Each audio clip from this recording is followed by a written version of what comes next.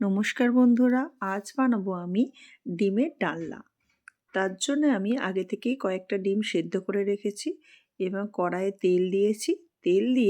তেলটা যখন গরম হয়ে যাবে তার মধ্যে একটু হলুদ দিয়ে দিয়েছি। দিয়ে আমি প্রথমে সেদ্ধ করা ডিমগুলো হালকা হালকা করে ভেজে নেব।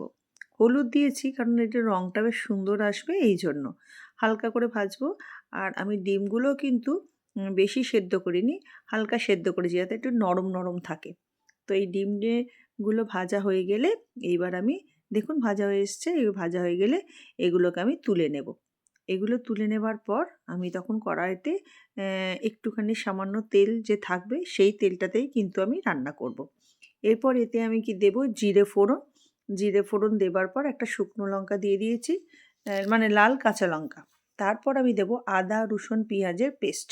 ওইটাকে ভালো করে নাড়াচাড়া করা হয়ে গেলে যখন দেখব ওটা তেলের সঙ্গে ভালো ভালো করে ভাজা হয়ে গেছে, তখন আমি এর মধ্যে জিরে গুঁড়ো, ধনে গুঁড়ো, লঙ্কা গুঁড়ো, কাশ্মীরি মির্চ, একটু হলুদ গুঁড়ো, একটু নুন সবটা দিয়ে একটু সামান্য জল দিয়ে ওটা ভালো করে নাড়াচাড়া করব, যাতে মশলা থেকে তেলটা ছেড়ে যায়।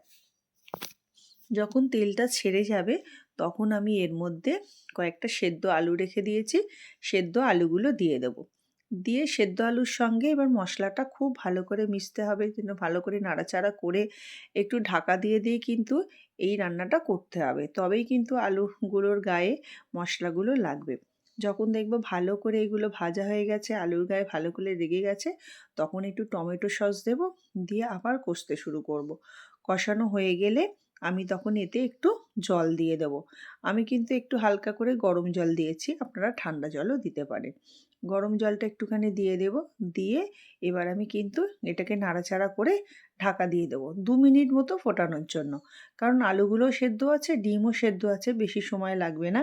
কিন্তু মশলাগুলো যাতে ওই আলুগুলো মেশে, তার জন্য কিন্তু একটু ঢাকা দিয়ে রেখে দেব।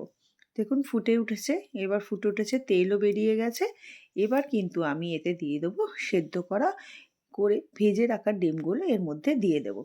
দিয়ে একটু নাড়াচাড়া করব, করে যখন দেখব জলটা আর একটু শুকিয়ে এসছে, তখন এটায় গরম মশলা দিয়ে কিন্তু আমি নামিয়ে নেব। গরম ভাতে কিন্তু এটা খেতে খুব ভালো লাগে এবং আমার বাচ্চারাও খুব খেতে পছন্দ করে গোটা গোটা ডিমের ডালনা। তো আপনারাও বাড়িতে একবার করে করবেন, করে দেখবেন। দেখুন কেমন সুন্দর দেখতে হয়েছে, এটা দেখলেই কিন্তু খেতে ইচ্ছা করছে। তো একজন কিন্তু একটা খেলে পোষাবে না, দুটো করে দিতে হবে। তো আপনারা বাড়িতে অবশ্যই করবেন। ভালো লাগলে একটা লাইক, শেয়ার, সাবস্ক্রাইব করবেন। আপনারা অনেক অনেক ভালো থাকবেন।